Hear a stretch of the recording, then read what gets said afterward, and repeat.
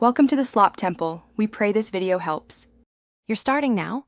Update your GPU drivers and restart the system, because drivers directly affect RAM handling.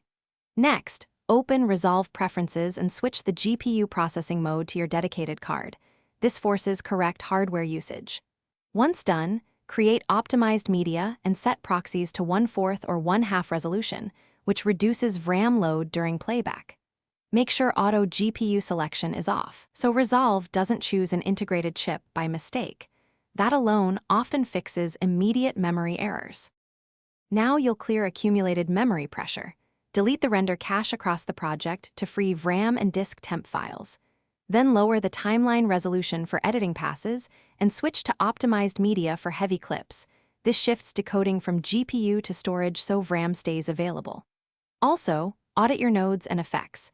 Disable open FX and noisy temporal noise reduction while editing.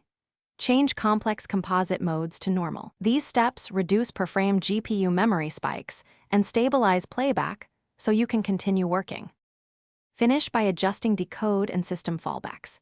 Set camera RAW debayer quality lower or move RAW decode to CPU to reduce RAM use.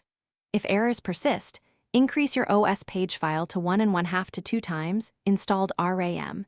This gives Resolve more headroom when RAM spikes. Always restart Resolve after changing major settings, then test using a short clip to confirm stability.